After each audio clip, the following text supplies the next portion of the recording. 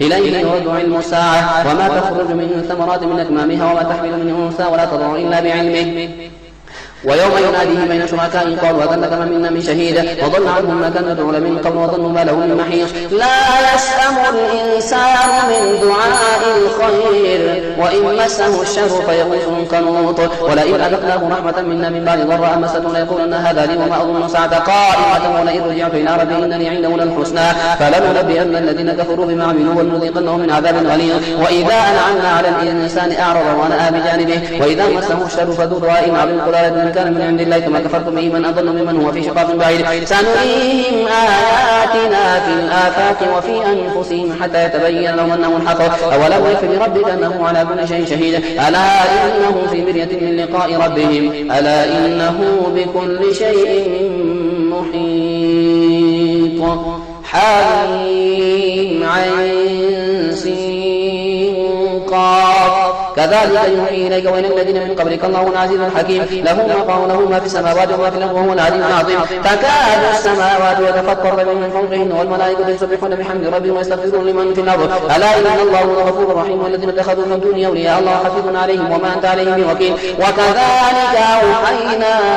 إليك قرآنا عربيا لتنذر أم القرى ومن حولها وتنذر يوم الجمع لا ريب فيه فريق في الجنة وفريق في السعير ولو شاء الله لجعلهم أمة واحدة ولكن يدخل من يشاء في رحمته والظالمون ما لهم من ولي ولا نصير أم اتخذوا من دونه أولياء فالله هو الولي وهو يحيي الموتى وهو على كل شيء قدير وما اختلفتم فيه من شيء فحكمه إلى الله ذلكم الله ربي عليه توكلت وإليه أنيب فأطلع السماوات والأرض جعل لكم من أنفسكم أزواجا ومن الأنعام أزواجا يذرؤكم فيه ليس كمثله شيء وهو السميع البصير له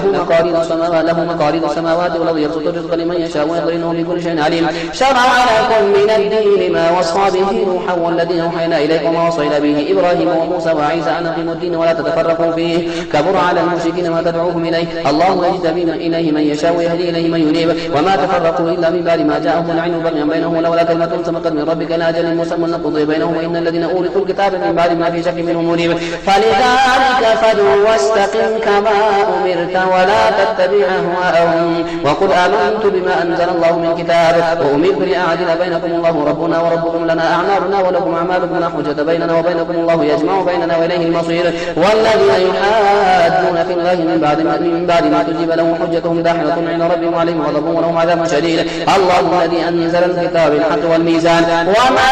يدريك لعل الساعة قريب يستعجل بها الذين لا يؤمنون بها والذين آمنوا مشفقون منها ويعلمون أنها الحق ألا إن الذين يمارون في الساعة لفي ضلال بعيد الله لطيف بعباده يرزق من يشاء وهو القوي العزيز من كان يريد حرث الآخرة نزد له في حرثه ومن كان يريد حرث الدنيا نؤته منها وما له في الآخرة من نصيب أم لهم شركاء شرعوا لهم من الدين ما لم يأذن به الله ولولا كلمة الفصل لقضي بينهم وإن الظالمين لهم عذاب أليم ترى الظالمين مشركين مما كسبوا وهو واقع بهم والذين آمنوا وعملوا الصالحات في روضات الجنات لهم ما يشاءون عند ربهم ذلك هو الفضل الكبير ذلك الذي يبشر الله عباده الذين آمنوا وعملوا الصالحات قل لا أسألكم عليه أجرا إلا المودة في القربى ومن يقترف حسنة نزد له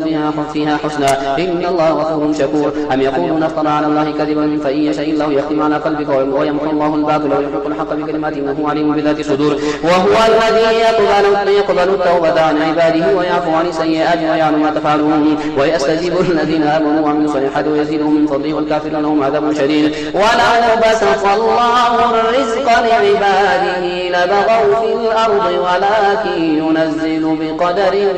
ما يشاء إنه بعباده خبير بصير وهو الذي ينزل الغيث من بعد ما قنطوا وينشر رحمته وهو الولي الحميد ومن آياته خلق السماوات والأرض وما بث فيهما من دابة وهو على جمعهم إذا يشاء قدير وما أصابكم من مصيبة فبما كسبت أيديكم ويعفو عن كثير وما أنتم بمعجزين في الأرض وما لكم من دون الله من ولي ولا نصير ومن آياته الجوار في البحر كالأعلام إن يشأ يسكن الريح فيظللن رواكد على ظهرهن في ذلك لآيات لكل صبار شكور أو يوبقهن بما كسبوا ويعفو عن كثير ويعلم الذين يجادلون في آياتنا ما لهم من محيص فما أوتيتم من شيء شيء فمتاع الحياة الدنيا وما عند الله خير والقال الذين آمنوا على ربهم يتوكلون والذين يجتنبون كبائر الإثم والفواحش وذا ما غضبهم يغفرون والذين استجابوا لربهم وأقاموا الصلاة وأمرهم شورى بينهم ومما رزقناهم ينفقون والذين إذا أصابهم البغي هم ينتصرون وجزاء سيئة سيئة مثلها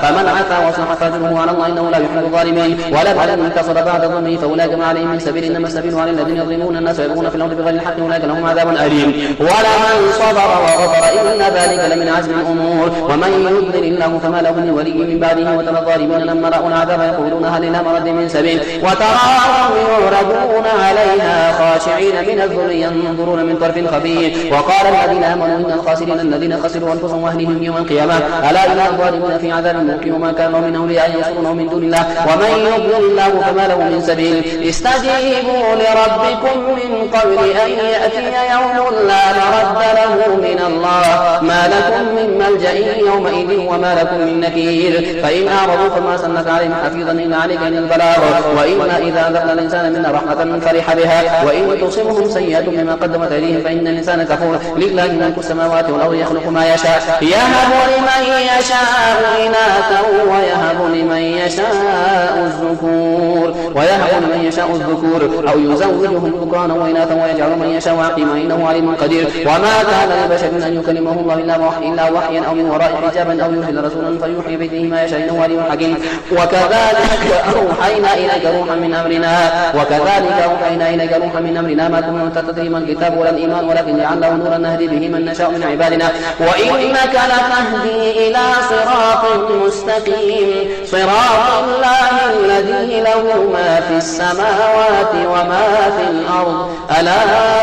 إلى الله تصير الأمور حامين والكتاب المبين إنا جعلناه قرآنا عربيا لعلكم تعقلون وإنه في أم الكتاب لدينا العليم الحكيم أفنضرب عنكم الذكر صفحا من كل قوم مسرفين وكما أرسلنا من نبي في الأولين وما يأتيهم من نبي إلا كانوا به يستهزئون فأهلكنا أشد منهم بطشا ومضى مثل الأولين ولئن سألتهم من خلق السماوات والأرض يقولون خلقهن العزيز العليم الذي جعل لكم الأرض مهدا وجعل لكم فيها سبلا لعلكم تهتدون والذي نزل من السماء ماء بقدر فأنشرنا به بلدة ميتا كذلك تخرجون والذي خلق الأزواج كلها وجعل لكم من الفلك والأنعام ما تركبون لتستووا على ظهوره ثم تذكروا نعمة ربكم إذا استويتم عليه وتقولوا سبحان الذي سخر لنا هذا وما كنا له مقرنين وإنا إلى ربنا لمنقلبون وجعلوا له من عباده جزءا إن الإنسان كفور مبين أم اتخذ مما يخلق بنات وأصفاكم بالبنين وإذا بشر أحدهم بما ضرب للرحمن مثلا ظل وجهه مسودا وهو كظيم أومن ينشأ في الحلية وهو في الخصام غير مبين وجعلوا الملائكة الذين هم عباد الرحمن إناثا أشهدوا خلقهم ستكتب شهادتهم ويسألون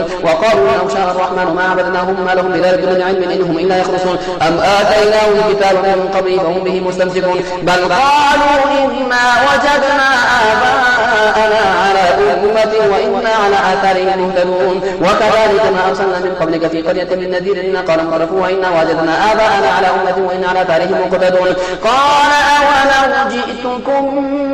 بأهدى مما وجدتم عليه آباءكم قالوا إنا بما أرسلتم به كافرون فانتقمنا منهم فانظر كيف كان عاقبة المكذبين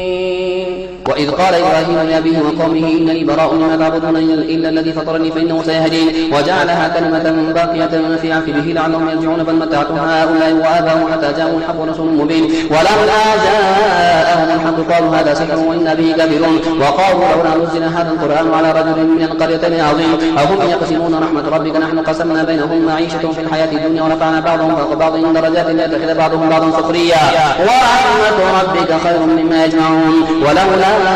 أن يكون الناس أمة واحدة لجعلنا لمن يكفر بالرحمن لبيوتهم سقفا من فضة ومعارج عليها يظهرون ولبيوتهم أبوابا وسررا عليها يتكئون وزخرفا وإن كل ذلك لما متاع الحياة الدنيا والآخرة عند ربك للمتقين ومن يعش عن ذكر الرحمن نقيض له شيطانا فهو له قرين وإنهم ليصدونهم عن السبيل ويحسبون أنهم مهتدون حتى إذا جاءنا قال يا ليت بيني وبينك بعد المشرقين فبئس القرين ولن ينفعكم اليوم إذ ظلمتم أنكم في العذاب مشاركون فلن تسمعوا الصم وتهدي العمي ومن كان في ضلال مبين فإما نذهبن بك فإنا منهم منتقمون أو نرينك الذي وعدناه فإنا عليهم مقتدرون فاستمسك بالذي أوحي إليك إنك على صراط مستقيم وإنه لذكر لك ولقومك وسوف تسألون واسأل من أرسلنا قبلك من رسلنا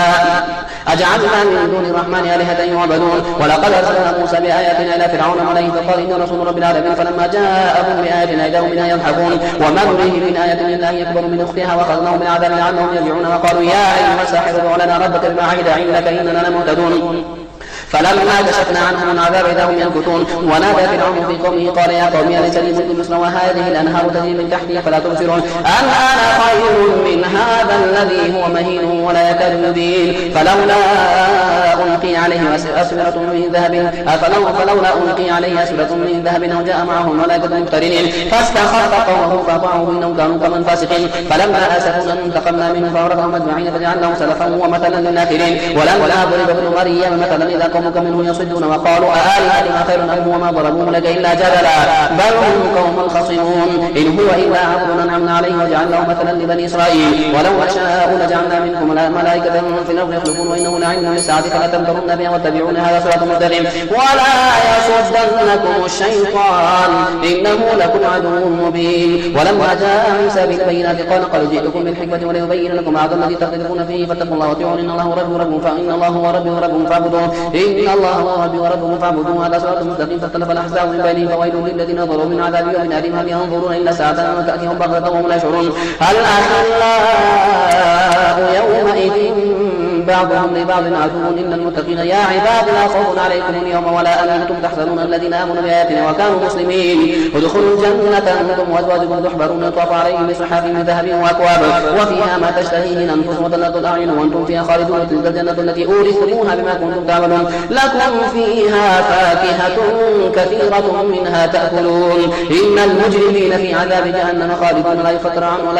عنهم وهم فيه مبلسون وما ظلمناهم ولكن كانوا هم الظالمين ونادوا يا مالك يقضي علينا ربك قال إنكم ماكثون لقد جئناكم بالحق ولكن أكثركم للحق كارهون أم أبرموا أمرا فإنا مبرمون أم يحسبون أننا لا نسمع سرهم ونجواهم بلى ورسلنا لديهم يكتبون قل إن كان للرحمن ولد فأنا أول العابدين سبحان رب السماوات والأرض رب العرش عما يصفون فذرهم يخوضوا ويلعبوا حتى يلاقوا يومهم الذي يوعدون وهو الذي في السماء إله وفي الأرض إله وهو الحكيم العليم تبارك الذي له ملك السماوات والأرض وما بينهما وعنده علم الساعة وإليه ترجعون ولا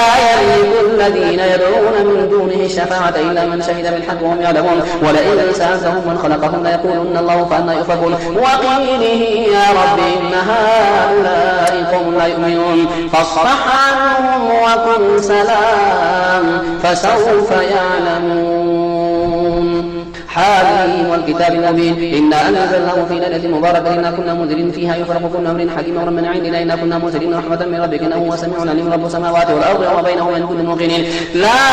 إله إلا هو يحيي ويميت رب السماوات والأرض وما بينهما من كل موقنين لا إله إلا هو يحيي ويميت ربكم ورب آبائكم الأولين بل هم في شك يلعبون فارتقب يوم تأتي السماء بدخان مبين يغشى الناس هذا عذاب أليم ربنا اكشف عنا العذاب إنا مؤمنون أن لهم الذكرى وقد جاءهم رسول مبين ثم تولوا عنه وقالوا معلم مجنون إنا كاشفون عذاب قليلا إنكم عائدون يوم نبطش البطشة الكبرى إنهم منتقمون ولقد فتنا قبلهم قوم فرعون وجاءهم رسول كريم أن أدوا إلي عباد الله إني لكم رسول أمين ولا تعدوا على الله إني آتيكم من سلطان مبين وإني عذت بربي وربكم أن ترجمون وإن لم تؤمنوا لي فاعتزلوا فدعا ربه أن هؤلاء قوم مجرمون فأسر بعبادي ليلا إنكم متبعون واترك البحر رهوا إنهم جند مغرقون كم تركوا من جنات وعيون وزروع ومقام كريم ونعمة كانوا فيها باكهين كذلك ورثها قوما آخرين فما بكت عليهم السماء والأرض ما كانوا منظرين ولقد نجينا بني إسرائيل من العذاب المهين من فرعون إنه كان عاليا من المسرفين ولقد اخترناهم على علم من العالمين وآتيناهم من الآيات ما فيه بلاء مبين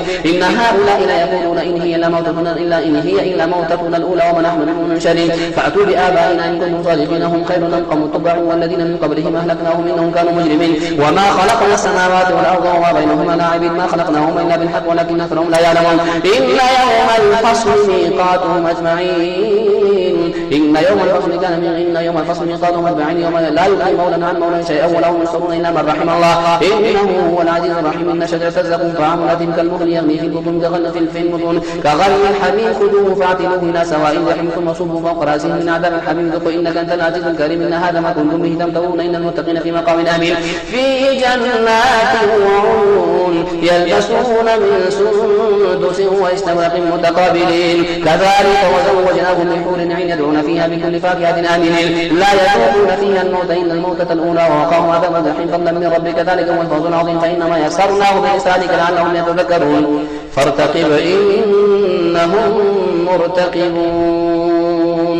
حميم تنزيل الكتاب من الله العزيز الحكيم. إن في السماوات والأرض لآيات للمؤمنين وفي خلقكم وما يبث من دابة آيات لقوم يوقنون واختلاف الليل والنهار وما أنزل الله من السماء من رزق فأحيا به الأرض بعد موتها وتصريف الرياح آيات لقوم يعقلون. تلك آيات الله نتلوها عليك بالحق فبأي حديث بعد الله وآياته يؤمنون. ويل لكل أفاك أثيم يسمع آيات الله تتلى عليه ثم يصر مستكبرا كأنما يسمعها فبشره بعذاب أليم. وإذا علم من آياتنا شيئا اتخذها هزوا أولئك لهم عذاب مهين من ورائهم جهنم ولا يغني عنهم ما كسبوا شيئا ولا اتخذوا من دون الله أولياء ولهم عذاب عظيم. هذا هدى والذين كفروا بآيات ربهم لهم عذاب من رجز أليم. الله الذي سخر لكم البحر لتجري الفلك فيه بأمره ولتبتغوا من فضله ولعلكم تشكرون وسخر لكم ما في السماوات وما في الأرض جميعا منه إن في ذلك لآيات لقوم يتفكرون. قل للذين آمنوا يغفروا للذين لا يرجون أيام الله ليجزي قوما بما كانوا يكسبون. من آمن صالحا فلنفسه ومن أساء فعليها ثم إلى ربكم ترجعون. ولقد آتينا بني إسرائيل الكتاب والحكم والنبوة ورزقناهم من الطيبات وقد اللهم على العالمين وآتيناهم بينات من الأمر فما اختلفوا إلا من بعد ما جاءهم العلم بغيا بينهم إن ربك يقضي بينهم يوم القيامة فيما كانوا فيه يختلفون. ثم جعلناك على شريعة من الأمر فاتبعها ولا تتبع أهواء الذين لا يعلمون إنهم لن يغنوا عنك من الله شيئا وإن الظالمين بعضهم أولياء بعض والله ولي المتقين. هذا بصائر للناس وهدى ورحمة لقوم يوقنون. أم حسب الذين اجترحوا السيئات أن نجعلهم كالذين آمنوا وعملوا الصالحات سواء محياهم ومماتهم ساء ما يحكمون. وخلق الله السماوات والأرض بالحق ولتجزى كل نفس بما كسبت وهم لا يظلمون. أفرأيت من اتخذ إلهه هواه وأضله الله على علم وختم على سمعه وقلبه وجعل على بصره غشاوة فمن يهديه من بعد الله فلا تذكرون. وقالوا ما هي إلا حياتنا الدنيا نموت ونحيا وما يهلكنا إلا الدهر وما لهم بذلك من علم إنهم إلا يظنون. وإذا تتلى عليهم آياتنا بينات ما كان حجتهم إلا أن قالوا بآبائنا إن كنتم صادقين. قل الله يحييكم ثم يميتكم ثم يجمعكم إلى يوم القيامة لا ريب فيه ولكن أكثر الناس لا يعلمون.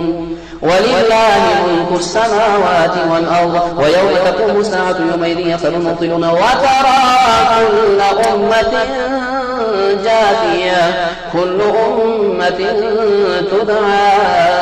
إلى كتابها اليوم تجزون ما كنتم تعملون. هذا كتابنا ينطق بالحق إنا كنا نستنسخ ما كنتم تعملون. فأما الذين آمنوا وعملوا الصالحات فيدخلهم ربهم في رحمته ذلك هو الفوز المبين. وأما الذين كفروا أفلم تكن آياتي تتلى عليكم فاستكبرتم وكنتم قوم مجرمين. وإذا قيل إن وعد الله حق والساعة لا ريب فيها قلتم ما ندري ما الساعة إن نظن إلا ظنا وما نحن بمستيقنين. وبدا لهم سيئات ما عملوا وحاق بهم ما كانوا به يستهزئون. وقيل اليوم ننساكم كما نسيتم لقاء يومكم هذا ومأواكم النار وما لكم من ناصرين. ذلكم بأنكم اتخذتم آيات الله هزوا وغرتكم الحياة الدنيا فاليوم لا يخرجون منها ولا هم يستعتبون. فلله الحمد رب السماوات ورب الأرض رب العالمين وله الكبرياء في السماوات والأرض وهو العزيز الحكيم.